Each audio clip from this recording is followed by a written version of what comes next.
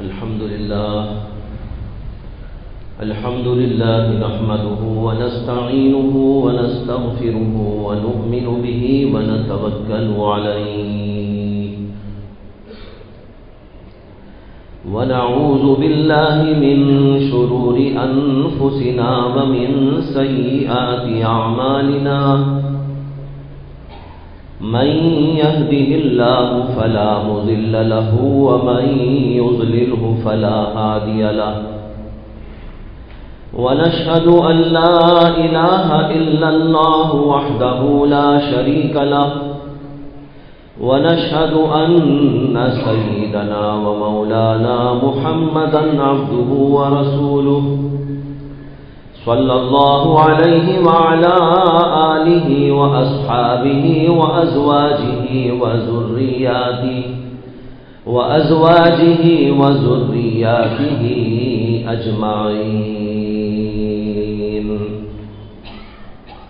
أما بعد فأعوذ بالله من الشيطان الرجيم بسم الله الرحمن الرحيم يا أيها الذين آمنوا ادخلوا في السلم كافة ولا تتبعوا خطوات الشيطان إنه لكم عدو مبين.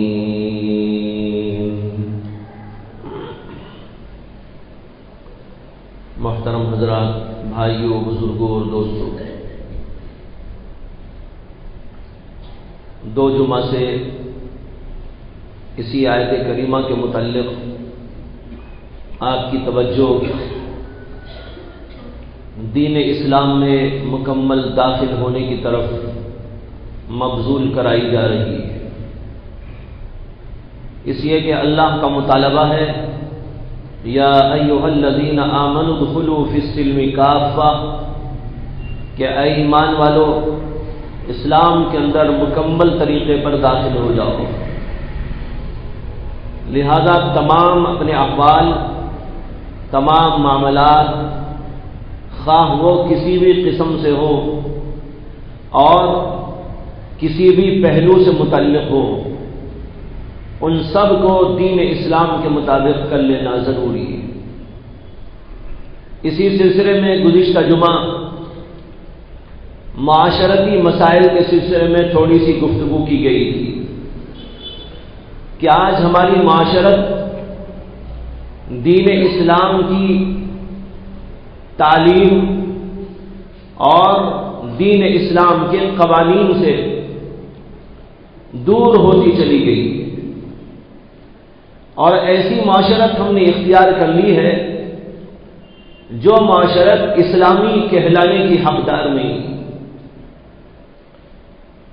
من مانی چیزیں اس کے اندر ہیں، من مانی رسومات اس کے اندر ہیں، من مانی طریقے اس کے اندر ہیں، اور اسی کے ساتھ نفسانیت کا دخل ہے، اور ہماری معاشرت پوری کے پوری نفسانیت کے اوپر قائم ہو گئی ہے.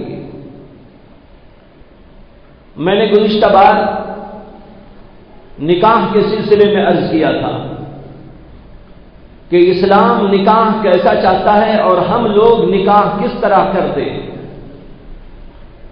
دونوں کے درمیان میں بونے بعید ہے، دونوں کے درمیان میں بڑا فرق ہے. اسلام ایک انداز سے چاہتا ہے اور ہم لوگ دوسرے انداز پر کرتے ہیں. اسی طریقے پر معاشرت کی ایک اہم ترین کڑی یہ بھی ہے کہ شادی بیاہ کے بعد جو گھر بسایا جاتا ہے اور گھر کو بسانے کی کوشش کی جاتی ہے، یہ بھی اسلامی اصولوں اور اسلامی طریقوں کے مطابق نہیں ہے. شادی ہوئی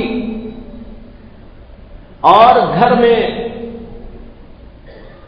میاں بیوی بھی ہیں اور اسی کے ساتھ ان کے رشتہ دار بھی ہیں. لڑکی کو لائے تھے، وہاں پر لڑکی کے ساتھ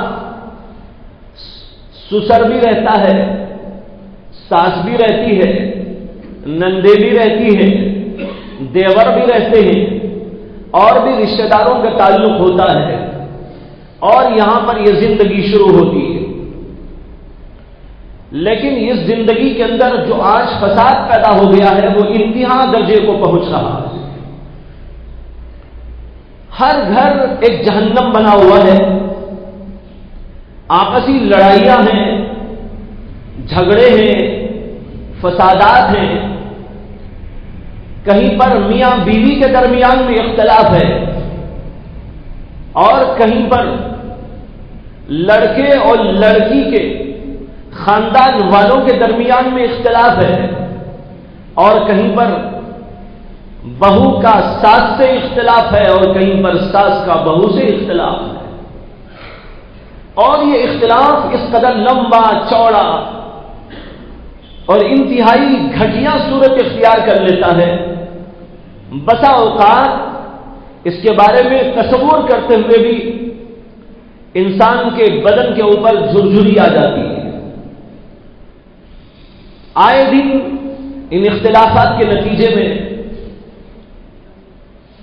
لوگ کورٹوں کی طرف جا رہے ہیں، پولیس اسٹیشنوں کی طرف جا رہے ہیں، اور بعض لوگ پہلوانوں کی طرف جا رہے ہیں۔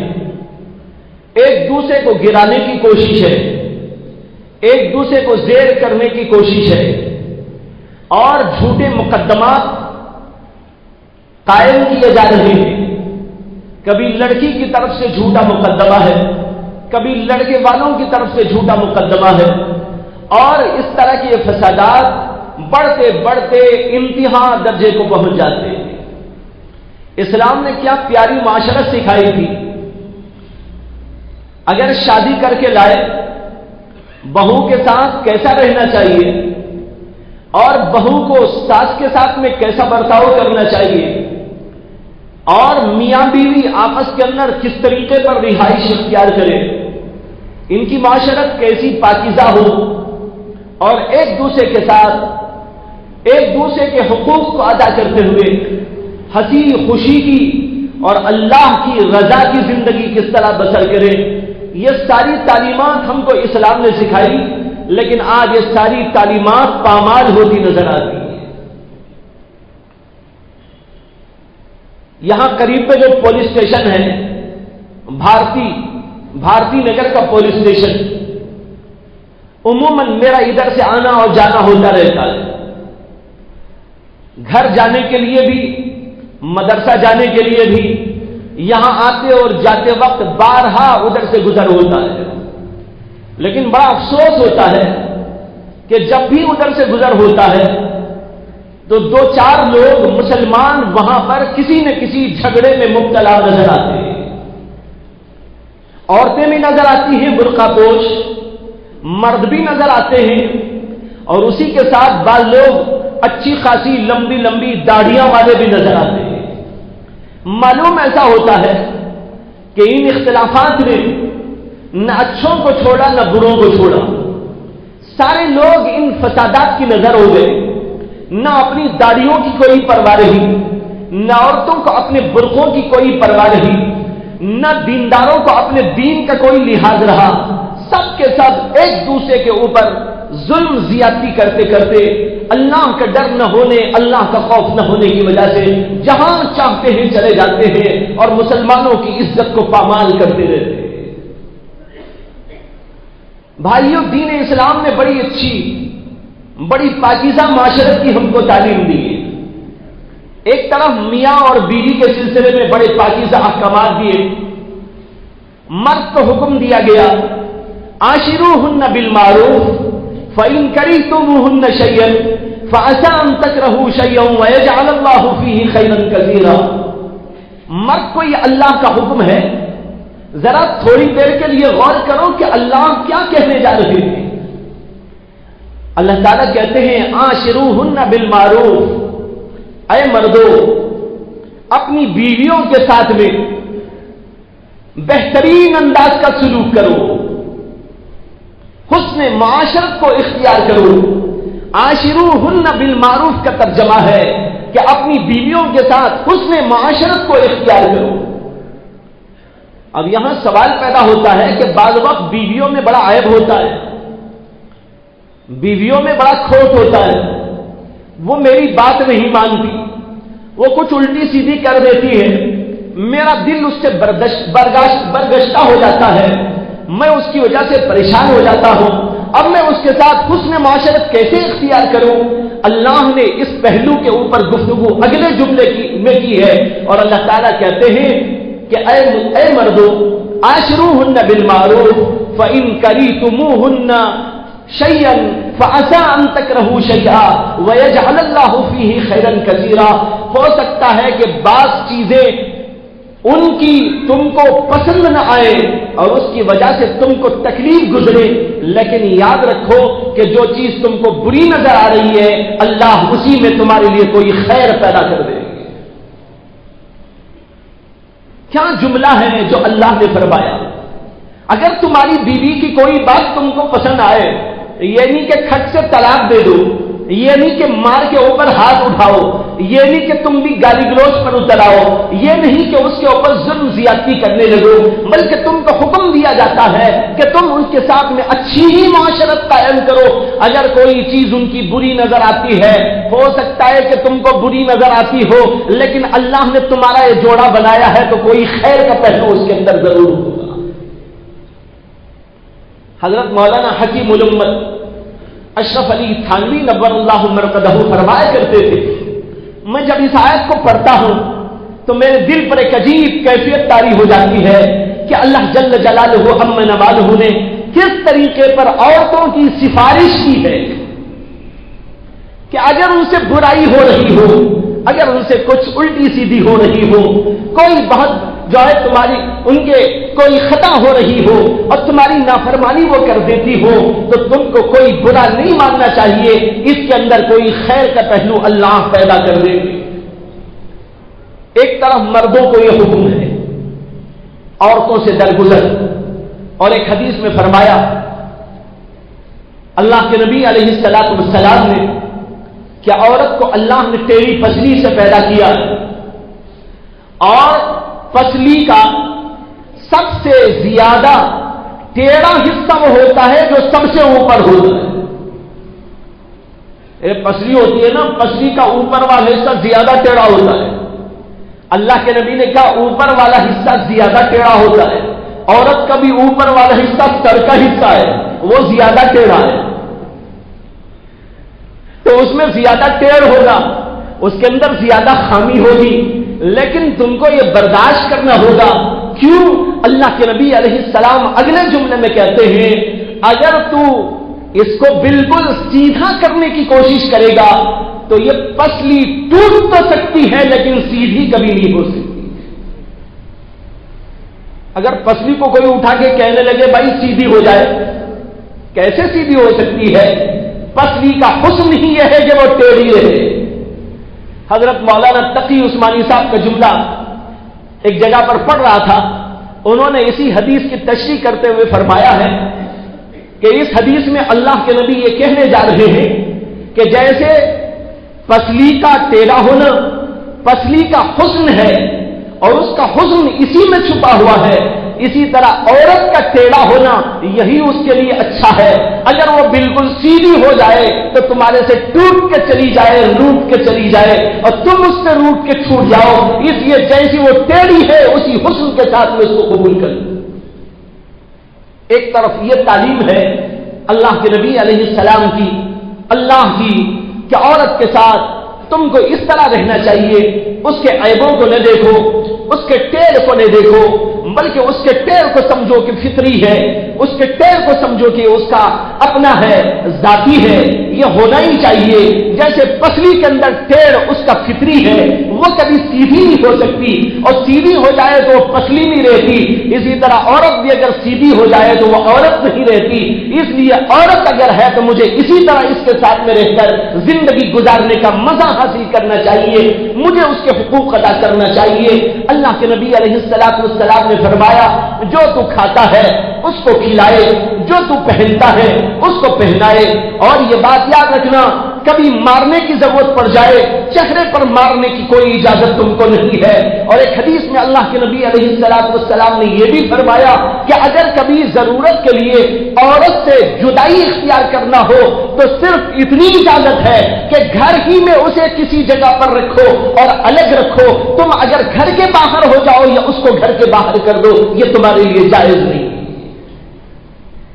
یہ سارے احکامات ہیں، یہ دین اسلام ہمیں معاشرتی اصول سکھا رہا ہے، عورت کے ساتھ زندگی گزارنے کا ضابطہ بتا رہا ہے، اور خوشیوں اور راحتوں اور فرحتوں اور مسرتوں کو حاصل کرنے کا اصول بلکہ اصل الاصول سمجھا رہا ہے۔ اس طریقے پر تم حسن معاشرت کے ساتھ میں زندگی کر سکتے ہو۔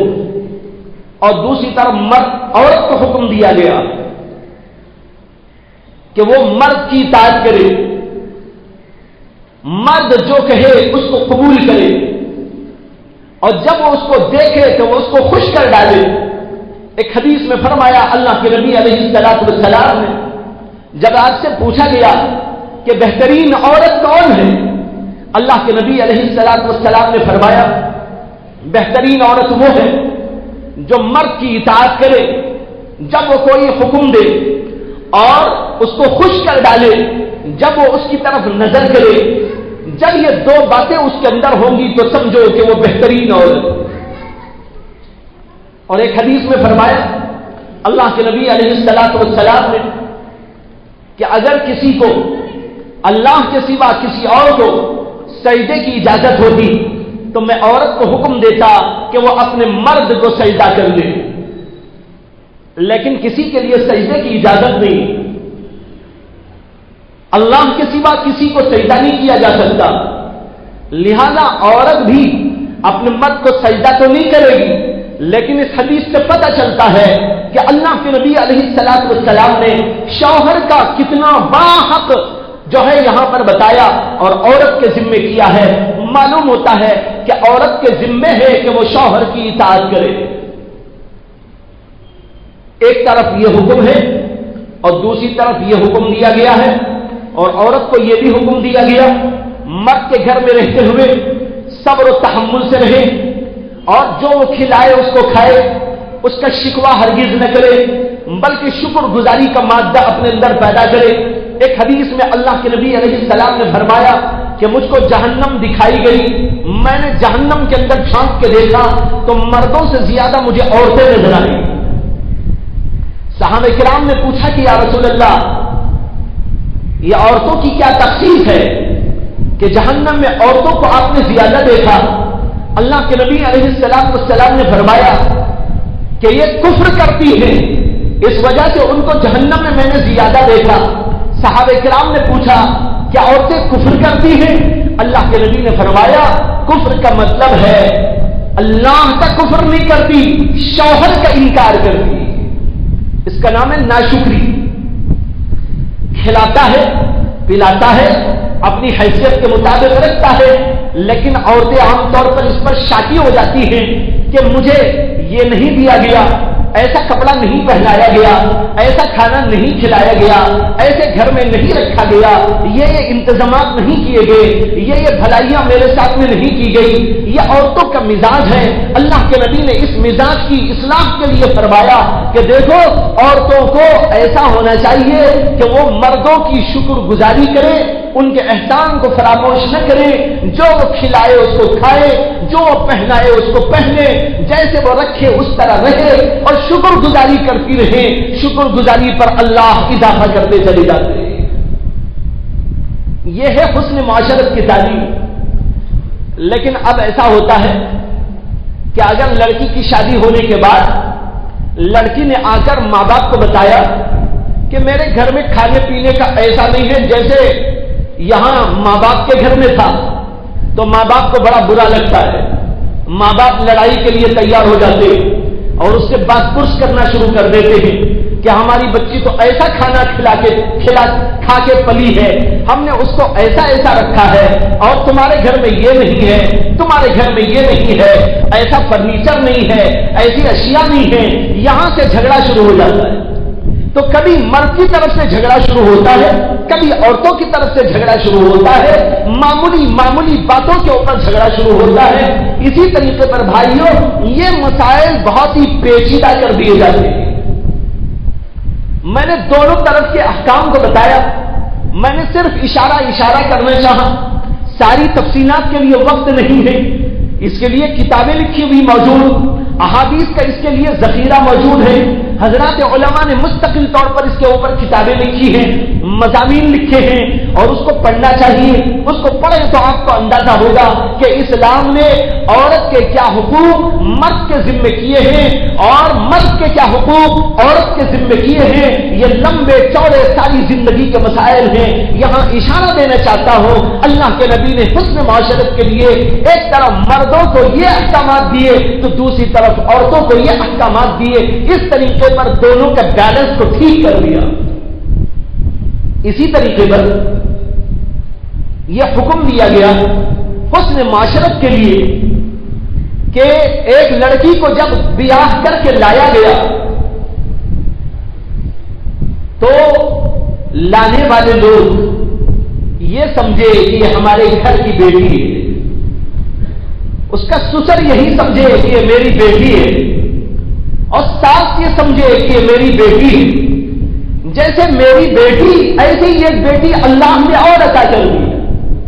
اور دوسری طرف بہو بن کر آنے والی لڑکی کو حکم دیا گیا کہ وہ اپنے ساس کو، اپنے سسر کو اور اس گھر کے خاندان کے افراد کو اپنے گھر کے لوگ سمجھے، ان کو اپنے ماں باپ سمجھے، بھائی بہن کی طرح سمجھے، اپنے رشتہ داروں کی طرح سمجھے، اور ان کے ساتھ وہی سلوک ہو جو اپنے ماں باپ کے ساتھ میں ہوتا ہے۔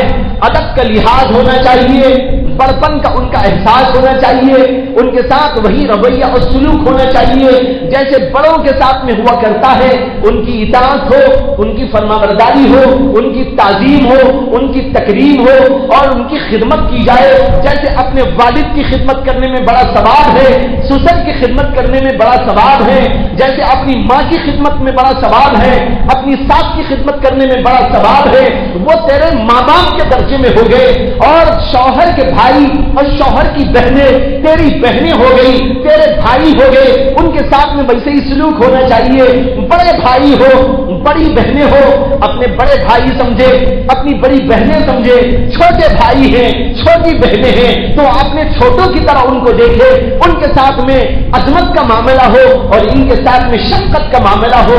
یہ اسلام نے ہم کو تعلیم دی کہ اس طریقے پر ذہن بنایا جائے اور اس طریقے پر گھر کا سسٹم قائم کیا جائے۔ اگر گھر کا سسٹم ایسا بن جائے گا، آپ بتاؤ کہ جھگڑا کہاں پیدا ہوگا؟ لیکن اب تو یہ ہے کہ لڑکی یہ چاہتی ہے بہو بن کر آنے والی کہ مجھے تو سب کے سب بیٹی کی طرح قبول کر لے، بھائی اور بہن کی طرح قبول کر لے، لیکن خود وہ کبھی نہیں چاہتی کہ میں اپنے سسر کی وہی تعظیم کروں جیسے کہ میرے باپ کی تعظیم میرے اوپر واجب ہے، میری ساس کی وہی تعظیم کروں اور خدمت کروں جیسے کہ میرے اوپر میری ماں کی خدمت ہے، میری ماں کی تعظیم ہے۔ اگر وہ یہ سوچ لیتی تو جھگڑے کے پیدا ہونے کا کوئی سوال نہیں تھا۔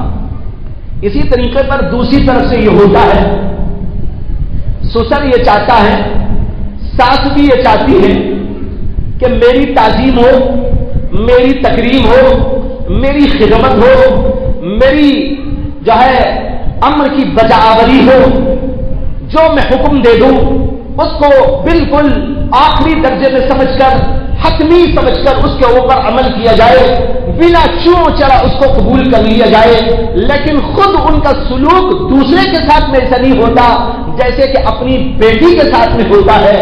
اگر یہ بیٹی کے جیسا سلوک کرے اور وہ ماں باپ کی طرح سلوک کرے تو پھر جھگڑے کے پیدا ہونے کی کوئی سبیل نہیں رہتی۔ لیکن ہوتا یہ ہے کہ ہر آدمی چاہتا ہے کہ میرے حقوق تو سب ادا کرے لیکن میں کسی کا حق کبھی ادا نہ کروں۔ جھگڑا کہاں سے شروع ہوتا ہے؟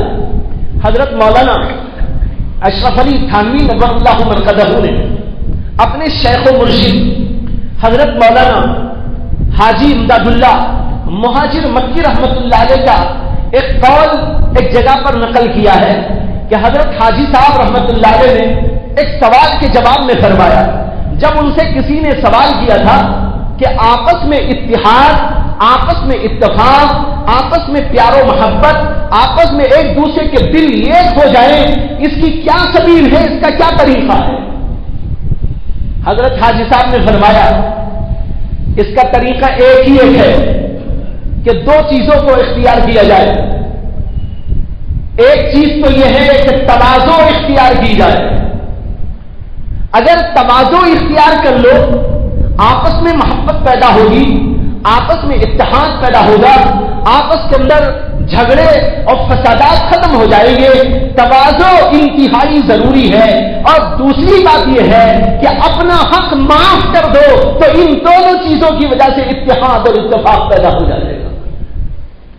اگر لڑکی کی طرف سے کوئی بات ایسی پیش آ گئی جو ساس کو، سسر کو اور گھر کے دیگر افراد کو کھٹک پیدا کرنے والی ہو، انہوں نے کہا بھئی ہماری بچی کی طرح ہے، اگر میری بچی اگر غلطی کر لیتی تو کیا میں معاف نہیں کرتا؟ ساس یہی سوچ لے اور سسر یہی سمجھ لے، گھر کے اور لوگ یہی خیال کر لے کہ بھئی ہماری بچی کی طرح ہے، یا ہماری بہن کی طرح ہے، یا ہمارے چھوٹوں کی طرح ہے، بڑے یہ سوچ لے، اور بھائی بہن وہاں کے اور وہ بھی یہی سوچ لے۔ اب بتاؤ جھگڑے کے پیدا ہونے کی کیا سبیل ہے؟ معاف کر دو۔ معاف کرنے میں بڑی فضیلت ہے، معاف کرنے کے اندر بڑا فائدہ ہے، فضیلت بھی ہے، فائدہ بھی ہے۔ ایک طرف اجر و ثواب بھی ملے گا، دوسری طرف زندگی کے اندر سکون بھی ملے گا۔ لیکن ہوتا یہ ہے کہ لڑکی آئی ہے اور اس لڑکی سے کوئی خطا اور غلطی ہو گئی، پکوان میں غلطی ہو گئی، رہن سہن میں غلطی ہو گئی، بات چیت میں غلطی ہو گئی، اور کسی سلسلے میں غلطی ہو گئی، اور سب نے مل کر اس کو پکڑ لیا کہ تیرے سے غلطی کیسا ہوئی، تجھے ایسا نہیں پکانا چاہیے تھا، ایسا نہیں کھلانا چاہیے تھا، ایسا نہیں اٹھنا چاہیے تھا، تجھے ایسا نہیں کرنا چاہیے تھا، یہ جملہ تیری زبان پہ کیسا آیا؟ ساس وہی کہہ رہی ہے، سسر وہی کہہ رہا ہے، اس کا شوہر بھی یہی کہہ رہا ہے، اور اس کے بھائی بہن بھی یہی کہہ رہے، سب کے سب اس کے اوپر پھر پڑے ہیں۔ وہ ایک تنہا لڑکی آئی ہے دوسرے گھر سے، اور اس گھر کے سارے افراد، سارے کنبے کے لوگ اس کے خلاف ہو گئے۔ اب بتاؤ وہ لڑکی کا کیا گزرے گا، اس لڑکی کے زندگی کے اوپر اس کا کیا اثر مرتب ہوگا؟ ایک آدمی تنے تنہا دوسری جگہ سے اٹھ کے آپ کے گھر آئے، اگرچہ آپ اس کے ہیں، وہ آپ کے، لیکن اس کے باوجود بہرحال ماں باپ کا گھر ماں باپ کا گھر ہوتا ہے، وہاں زندگی بھر اس نے گزارا ہے، اور اسی جگہ پر رہتے سہتے سب کچھ کرنے کے بعد ایک دوسرے گھر میں، انجانے گھر میں آئی ہوئی ہے۔ اگر اسے شادی ہو گئی لیکن ابھی معاملہ اتنا آگے نہیں بڑھا کہ ویسی ہی زندگی یہاں شروع ہو جاتی، اس سے پہلے اختلاف شروع ہو گیا کہ اس کی زبان پہ جملہ نہیں آنا تھا، کیسے آ گیا؟ اس کو یہ حرکت نہیں کرنی چاہیے تھی، اس نے کیسے کر دی؟ یہ اس کو نہیں کرنا چاہیے تھا، اس نے کیسے کر دی؟ یہ کرنا ضروری تھا، اس نے کیوں نہیں کیا؟ اور ایک اختلاف کی جڑ یہ بھی ہے، جس کو عرض کر دوں کہ ایسے موقع پر یہ بھی ہوتا ہے کہ آنے والی بہو سے گھر کا ہر فرد یہ چاہتا ہے کہ وہ میری خدمت کرے۔ مسئلہ شریعہ سن لیجیے، اللہ نے عورت کے ذمے صرف اپنے شوہر کی خدمت کو فرض کیا ہے، سسر کی خدمت فرض نہیں ہے، اگرچہ عورت کر لے تو بہت اچھا ہے۔ ساس کی خدمت بہو پر واجب نہیں ہے، فرض نہیں ہے، لیکن عورت وہ خود ہی کر لے بہو بہت اچھا ہے، اس کے لیے فضیلت کی بات ہے، ہم ترغیب اس کو دے سکتے ہیں۔ لیکن یہاں یہ ہوتا ہے کہ وہ میری بھی خدمت کرے، میرے بچوں کی بھی خدمت کرے، میری بیٹی کی بھی خدمت کرے، کپڑے بھی وہی دھوئے، پکوان بھی وہی کرے، جھاڑو بھی وہی لگائے، گویا کہ ایک خدمت گزار گھر میں نہ تھا، ایک نوکرانی گھر میں موجود نہ تھی، اور نوکرانی کو کر کے لے آئے۔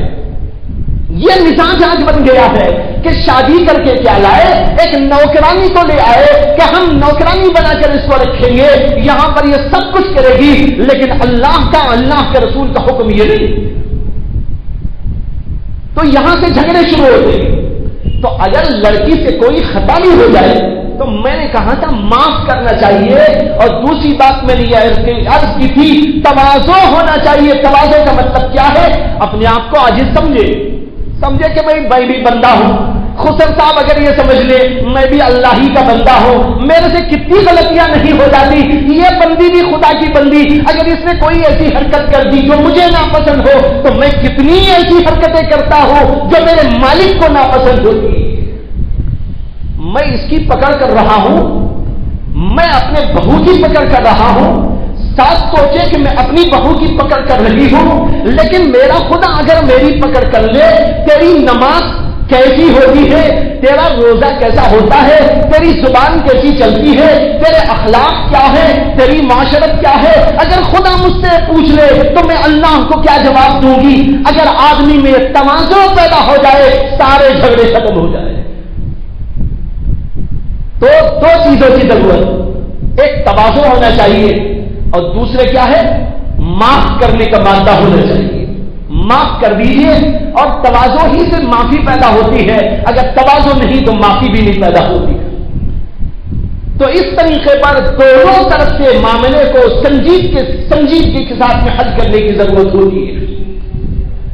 آج کل اس کی جو وبا پھیلی ہے کہ بڑے فسادات ہو رہے ہیں، شادی ہوئی اور جھگڑا شروع ہو گیا، شادی ہوتی بھی نہیں ابھی، وہیں سے جھگڑے کی داغ ڈال دی جاتی ہے، اور اس کی بنیادی وجہ جہیز کے مطالبے سے، جوڑے اور گھوڑے کے مطالبے سے دونوں کے دلوں کے اندر برائی کے جذبات پیدا ہو جاتے ہیں، برائی کی جڑیں وہیں پر وہیں جڑیں اس کی شروع ہو جاتی ہیں، اور پھر چلتے ایک درخت کی شکل اختیار کر لیتی ہیں، بعد میں چل کر بہت بڑے جھگڑے پیدا ہو جاتے ہیں۔ جہیز کا لینا حرام، جہیز کا مانگنا حرام، خود ہی اپنی لڑکی کو کوئی جہیز دے وہ الگ بات ہے، تحفہ تو سبھی دیتے ہیں، تحفے کے دین لین میں شریعت نے کوئی پابندی تو نہیں لگائی، لیکن تحفہ اس کو کہتے ہیں جو اپنی خوشی سے دیا جائے، اپنی خوشی سے، اپنی مرضی سے، اپنی بساط کے مطابق جیسا چاہے دے سکتا ہے۔ دوسرے آدمی کو کوئی حق نہیں کہ وہ مطالبہ کرے کہ مجھ کو آپ 1 لاکھ روپے ہدیہ دیا کرے۔ اگر ایسا مطالبہ جائز ہوتا، یہاں جتنے بیٹھے دوسرے تیسرے کے اوپر حملہ کرنے لگتے، مسجد سے نکل گئے اور کہنے لگے بھائی کل کا دن مجھے 1 لاکھ روپے تم کو دینا ہے۔ ارے کیوں دینا ہے؟ میں بے وقوف تھوڑا ہی ہوں، یہ آپ بے وقوف تھوڑا ہی ہے، یہ دینے اور لینے کا کیا مسئلہ؟ اسی طرح بھائیو شادی ہو رہی ہے تو وہاں پر جوڑے اور گھوڑے کا کوئی سوال نہیں، لڑکی کی اپنی بساط کے مطابق، اس کے گھر والوں کی بساط کے مطابق جو جہیز وہ لے کر آ جائے وہ اس کی اپنی مرضی ہے، اور اگر وہ بالکل نہ لے کر آئے تو کسی کو مطالبے کا کوئی حق نہیں۔ عرب کے اندر آج بھی دستور یہ ہے کہ شادی سے پہلے مرد کو سارے انتظامات کرنے پڑتے ہیں، گھر اس کو لینا پڑتا ہے، سامان اس کو جوڑنا پڑتا ہے، اور گھر کی ضروریات فراہم کرنی پڑتی ہے، اور اسی کے ساتھ ساتھ لڑکی کے لیے بھی بہت کچھ اسے اسی وقت میں دینا پڑتا ہے، یعنی جو بھی لباس ہو، پوشاک ہو، زیورات ہو، جو اس کی حیثیت کے مطابق وہ دے سکتا ہے، لڑکی کو وہ فراہم کرتا ہے، اور پھر اس کے بعد میں شادی ہوتی ہے، لڑکی والوں پر 1 پیسے کا کوئی بار نہیں ہوتا۔ عرب کے اندر یہی دستور ہے اور یہی شرعی طریقہ بھی ہے۔ لڑکا جو نکاح کر کے لے جا رہا ہے وہ عورت کا ذمہ دار ہے، وہ نکاح کی مجلس میں بیٹھ کر کہتا ہے، جب قاضی اس سے پوچھتا ہے کہ میں نے خطبہ نکاح پڑھا سنت کے مطابق اور فلاں فلاں کی گواہی میں فلاں کی لڑکی کو میں نے تمہارے نکاح میں دے دیا، کیا تم نے قبول کیا؟ تو اب بتاؤ لڑکی کہتی ہے میں نے قبول کیا یا لڑکا کہتا ہے میں نے قبول کیا؟ اب یہاں کا جو سسٹم ہے اس کے مطابق تو لڑکی سے پوچھنا چاہیے کہ اے لڑکی بتا میں نے فلاں کو تیرے نکاح میں دے دیا، تو نے قبول کیا کہ نہیں کیا؟ اب کھانا کھلانا پلانا، گھر بار سنبھالنا، گھر کی ضروریات فراہم کرنا، جہیز مہیا کرنا، یہ تیری ذمہ داری ہے۔ یہاں کا ماحول تو ایسا ہے کہ لڑکی کو گویا پوچھا جائے نہیں، لڑکے سے پوچھا جاتا ہے، لڑکے سے کہا جاتا ہے بتاؤ تم نے قبول کیا کہ نہیں کیا؟ لڑکا کہتا میں نے قبول کیا۔ اب جب قبول کر لیا، اس کے کھانے پینے کا ذمہ دار وہ ہے، اس کے کپڑے لتے کا ذمہ دار وہ ہے، اس کی رہائش کا ذمہ دار وہ ہے، اس کی سہولیات و ضروریات کا ذمہ دار وہ ہے۔ اب اس کی حیثیت کے مطابق ساری ضروریات کو فراہم کرے۔ لڑکی اس وقت میں ایک جوڑا بھی اگر لے کر نہ آئے تو مرد کوئی حق نہیں، یا مرد کے گھر والوں کو کوئی حق نہیں کہ وہ پوچھے کہ تیرے گھر والے نے کیوں نہیں دیا۔ اب یہاں یہ ہوتا ہے کہ شادی سے پہلے ہی مطالبہ کیا جاتا ہے، فہرستیں بنا بنا کر پیش کی جاتی ہیں کہ یہ چیزیں ہونی چاہیے، اس کے اندر اسکوٹر ہونا چاہیے، اس کے اندر کار ہونا چاہیے، اس کے اندر گھر کی ضروریات کے سامان ہونا چاہیے، اور اتنا جو ہے زیور ہونا چاہیے، اور یہ ساری چیزیں بیان کر کے مطالبہ کر کے لی جاتی ہیں۔ مطالبہ کر کے اگر لی جا رہی ہیں تو یہ مطالبہ کر لیا جانے والا مال علماء نے صاف لکھا ہے رشوت کے حکم میں ہے، اور رشوت کے بارے میں حدیث میں اللہ کے نبی نے کہا الراشی والمرتشی فی النار، رشوت کا دینے والا بھی رشوت کا لینے والا بھی دونوں جہنم میں جانے والے ہیں۔ یہ لڑکی و لڑکا اور لڑکی اور لڑکی کے خاندان والے جو دین لین کرتے ہیں دونوں جہنمی ہیں۔ کتنا بڑا مسئلہ ہے، لیکن لوگوں کو کیا ہو گیا نہیں معلوم ہے کہ دنیا کے پیچھے اس طرح لگ گئے کہ ان کو احساس نہیں ہے کہ قیامت آنے والی ہے، آخرت آنے والی ہے، ہم مرنے والے ہیں، اور قبر کے اندر سوال جواب ہوگا، اللہ کے پاس میں جا کر سوال و جواب کا قصہ پیش آئے گا۔ اس بات کا کوئی تصور لوگوں کے ذہنوں میں باقی نہیں رہا۔ تو بھائیوں، یہ معاشرتی زندگی اللہ اور اللہ کے قانون کے مطابق گزارنے اور بسر کرنے کی کوشش کی جائے تو اتنی بہترین اور اس قدر پاکیزہ زندگی ہے کہ اس سے بہتر پاکیزہ زندگی کہیں آپ کو نہیں ملے گی۔ لیکن یہ ساری چیزوں میں فرق آ جانے کی وجہ سے کبھی یہ اس کا حق ادا نہیں کرتے اور وہ ان کا حق ادا نہیں کرتے، کہیں دونوں ایک دوسرے کا حق ادا نہیں کرتے، کہیں ایک طرف سے غلطی ہو رہی ہے، کہیں دونوں طرف سے غلطی ہو رہی ہے۔ ان غلطیوں کی وجہ سے ہر گھر آج جہنم کا نمونہ بن گیا ہے۔ جہنم کو جنت بنانا آپ کے اختیار میں ہے، آپ چاہے تو اپنے گھر کو جنت بنا لے۔ سب سے پہلے یہ سوچ لے میں اللہ کا بندہ ہوں، مجھے متواضع ہو جانا چاہیے، غلطی سب سے ہوتی ہے، میرے سے بھی ہوتی ہے۔ اگر آدمی یہ سبق پڑھ لے تو انشاءاللہ اس کا گھر جنت کا نمونہ بن جائے گا۔ اختلاف کہاں نہیں ہوا، ایک دوسرے کے حقوق میں ذرا اونچ نیچ کہاں نہیں ہوئی، حضرات صحابہ کے دور میں صحابہ کرام سے بھی ہوتی رہی، اور خود اللہ کے نبی علیہ السلام کے گھر میں ازواج مطہرات کی طرف سے بھی اللہ کے نبی علیہ السلام کے حق میں کوئی ایسی بات پیش آئی ہے کہ اللہ کے نبی کو دکھ ہوا ہے، اللہ کے نبی کو تکلیف گزری ہے، لیکن اللہ کے نبی نے کہا میں معاف کرتا ہوں۔ ایک دفعہ کا واقعہ ہے، ساری عورتوں نے بیٹھ کر اللہ کے نبی سے مطالبہ شروع کر دیا۔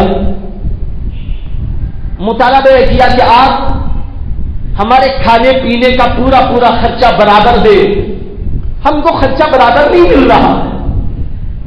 ارے یہ اللہ کے نبی کا گھر تھا جہاں فاقوں پر فاقے گزرتے تھے، 3 دن تک کبھی چولہا نہیں جلتا تھا، 3 دن نہیں بلکہ 3 ماہ تک کبھی چولہا نہیں جلتا تھا۔ اللہ کے نبی علیہ السلام کے پاس جو کچھ مال دولت آتی تھی وہ سب کا سب اللہ کے نبی دوسروں کو دے دیا کرتے تھے، اپنے لیے بالکل بچا کر رکھنے کا کوئی معمول نہیں تھا۔ اللہ کے نبی کا مزاج تو ایسا تھا کہ ایک دفعہ نماز پڑھانے کے لیے تشریف لائے، اقامت ہو گئی، مؤذن نے اقامت کہہ دی، اللہ کے نبی نے لوگوں سے کہا کہ ٹھہرے رہو میں بھی آتا ہوں۔ اللہ کے نبی علیہ السلام تشریف لے گئے، پھر تھوڑی دیر کے بعد واپس آئے اور پھر نماز پڑھا دی۔ نماز پڑھانے کے بعد صحابہ کرام سے پوچھا کیا تمہیں خبر ہے کہ میں کیوں گیا تھا؟ صحابہ کرام نے عرض کیا کہ یا رسول اللہ ہم کو نہیں معلوم، اللہ و رسولہ عالم۔ اللہ کے نبی نے فرمایا کہ بات دراصل یہ ہے کہ میرے تکیے کے نیچے 1 درہم یا دینار رہ گیا تھا، نبی کے لیے جائز نہیں ہے کہ اس کے گھر میں درہم و دینار رکھے ہوئے ہو اور وہ اللہ کے سامنے نماز پڑھانے کے لیے کھڑا ہو جائے. اس لیے میں نے نماز چھوڑی اور میں واپس گیا, جا کر غریبوں کو وہ دے آیا اور دینے کے بعد میں نے آ کر نماز پڑھائی ہے. یہ ہے اللہ کے نبی علیہ السلام کا طریقہ. آپ کے گھر والوں کو بھی حکم یہی تھا, اللہ کے نام پر ماننے والا کوئی آ جائے اس کو اللہ کے نام پر دے دو, بچا کر رکھنے کی کوئی ضرورت نہیں. اللہ کے نبی بچا بچا کر بالکل نہیں رکھتے تھے. مال بہت آتا تھا, بحرین سے مال آیا, سونا, چاندی, ہیرے, جواہرات, غلے جات, پاچے جات, ساری قسم کی چیزیں آئی. رات کو اتری تھی, اللہ کے نبی فجر میں پہنچے. دیکھنے کے بعد حضرات صحابہ کو حکم دیا کہ اس کو تقسیم کر دو. حضرات صحابہ بیٹھ کے تقسیم کرنا شروع کرتے ہیں. فقر کا فاقے کا دور تھا, لوگ آتے رہے, غلہ لے جاتے رہے, سونا لے جاتے رہے, چاندی لے جاتے رہے, ہیرے لے جاتے رہے, جواہرات لے جاتے رہے, پانچے جات لے جاتے رہے. جسے جو ضرورت تھی وہ پیش کرتا تھا, اللہ کے نبی حکم دیتے تھے اور اس کو تقسیم کر دیا جاتا تھا. یہاں تک کہ سب کچھ تقسیم ہو جانے کے بعد جب اللہ کے نبی اٹھے ہیں, اس طرح اٹھے ہیں کہ جو دھول موجود تھی اس کو یوں جھٹک دیا اور اپنے گھر تشریف لے گئے. ایک پائی گھر کو لے کر نہیں گئے. یہ تھا اللہ کے نبی کا گھر. وہاں کیا سوال پیدا ہوتا ہے کہ کوئی راشن جمع کیا جائے, سونا جمع کیا جائے, چاندی جمع کی جائے, روپیہ اور پیسہ جمع کیا جائے. سوال نہیں پیدا ہوتا. اللہ کے نبی کے لیے اس کی کوئی گنجائش بھی نہیں تھی. لیکن اللہ کے نبی علیہ السلام سے ایک دفعہ ساری عورتوں نے بیٹھ کر مطالبہ شروع کر دیا, اے اللہ کے نبی, ہمیں کھانے کے لیے پریشانی ہو رہی ہے, ہمیں کپڑے کے لیے پریشانی ہو رہی ہے, ہمیں فلاں فلاں چیز کے لیے پریشانی ہو رہی ہے. اس لیے ہمارا مطالبہ ہے کہ آپ ہمارے لیے کوئی ایسا انتظام کر دیجئے کہ ہمارے کھانے میں, پینے میں اور ضروریات کے اندر کوئی تنگی نہ ہو. اس کا انتظام کر دیجئے. یہ مطالبہ ہو رہا تھا اور زور زور سے آوازیں اٹھ رہی. نبی بیٹھے ہوئے ہیں. نبی بھی کون سے نبی؟ جو سارے نبیوں کے نبی. نبی بھی کون سے نبی؟ جو امام الانبیاء ہیں, جو امام المرسلین ہیں. اللہ کے بعد دنیا میں کوئی نہیں جو اللہ کے نبی سے بڑا ہو. بعد خدا بزرگ کوئی قصہ مختصر. خلاصہ کلام بھی ہے, اللہ کے بعد کسی ہستی کا مرتبہ ہے تو وہ اللہ کے نبی کا مرتبہ ہے. اتنی بڑی شخصیت بیٹھی ہوئی ہے لیکن ازواج مطہرات مطالبہ کر رہی ہے اور آوازیں زور زور سے نکل رہی. یہ قصہ جاری تھا. اتنے میں حضرت سیدنا عمر بن خطاب رضی اللہ عنہ اللہ کے گھر, اللہ کے نبی کے گھر پر ملاقات کے لیے حاضر ہوئے. دروازے پہ کھڑے ہوئے تو زور زور سے عورتوں کی آواز آ رہی. انہوں نے دروازہ کھٹکھٹایا. کسی نے آ کر دیکھا کہ عمر باہر کھڑے ہیں. اللہ کے نبی کو جا کر کہا عمر باہر کھڑے ہیں, اور عمر کا لفظ سنتے ہی جتنی عورتیں بیٹھی ہوئی تھی وہ سب کے سب اندر گھس گئی. ساری کی آواز, سارے لوگوں کی آواز پست ہو گئی. ڈر کے مارے حضرت عمر کا نام بڑے جلیل لوگوں میں ہوتا تھا اور جلال والے لوگوں میں ہوتا تھا. ان کا نام سنا تو سب کی سب عورتیں اندر گھس گئی. اللہ کے نبی نے حکم دیا کہ عمر کو اندر آنے کی اجازت دے دو. حضرت عمر تشریف لائے اور دیکھا کہ سارے عورتوں کی آواز بند ہو گئی. ان عورتوں میں اللہ کے نبی کی, حضرت عمر کی صاحبزادی اور بیٹی حضرت حفصہ بھی موجود تھی. حضرت عمر رضی اللہ عنہ جیسے اللہ کے نبی کے غلام ہیں, اللہ کے نبی کے شاگرد ہیں, اللہ کے نبی کے صحابی ہیں, اللہ کے نبی علیہ السلام کی غلامی کو فخر سمجھتے ہیں. اسی طریقے پر ایک فضیلت ان کی یہ ہے کہ اللہ نے ان کو اللہ کے نبی کا خسر بنایا ہے. وہ خسر بھی ہوتے ہیں. جب انہوں نے دیکھا کہ یہاں عورتیں زور زور سے حضور کے سامنے کچھ کہہ رہی ہیں تو ان کو غصہ آ گیا.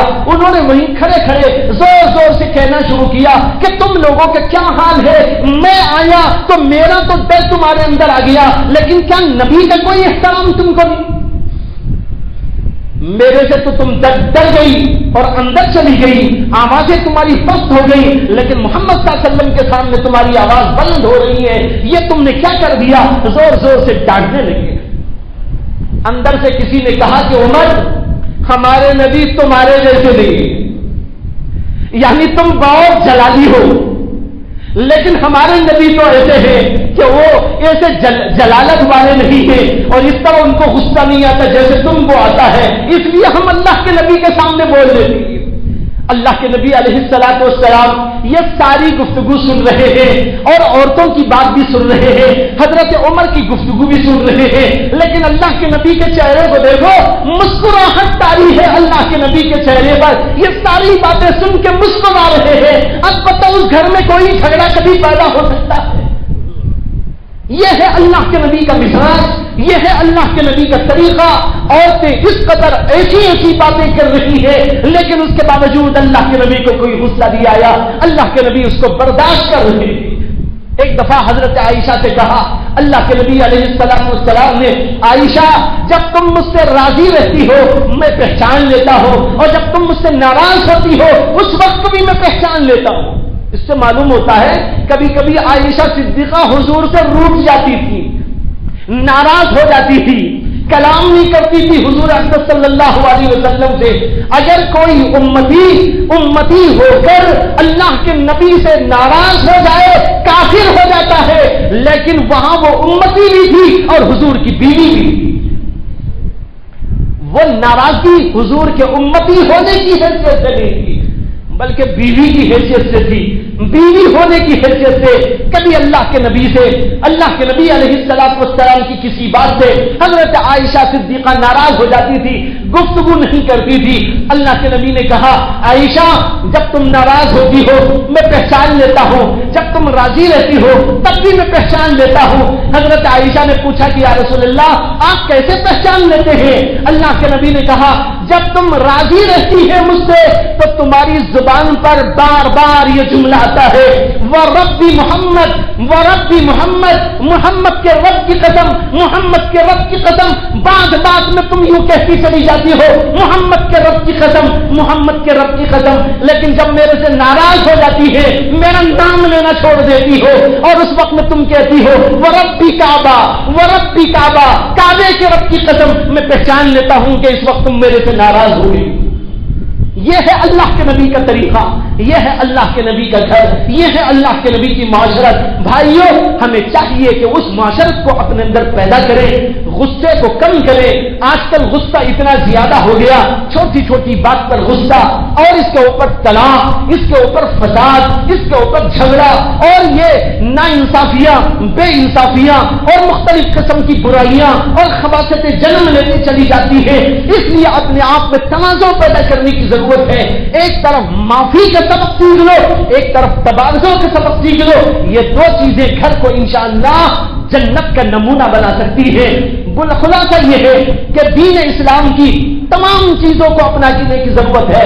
اس میں سے ایک پہلو یہ بھی ہے کہ معاشرت ہماری بہترین ہو، اسلام کے مطابق ہو، میاں بیوی کا رشتہ ہو یا ایک خاندان کا دوسرے خاندان کا رشتہ ہو، گھر کے دیگر افراد کے ساتھ میں رہائش ہو، ماں باپ ہو، بھائی بہن ہو، رشتہ دار ہو اور قبیلے کے افراد ہو، سب کے ساتھ میں وہ سلوک ہو جو اللہ کے نبی نے ہم کو سکھایا، دین اسلام نے ہم کو بتایا، دین اسلام نے اس کی تعلیم دی۔ اس کے مطابق اگر یہ ساری معاشرت پیدا ہو جائے تو بھائیوں جنت کا نمونہ دنیا میں آپ کو نظر آنے لگے گا۔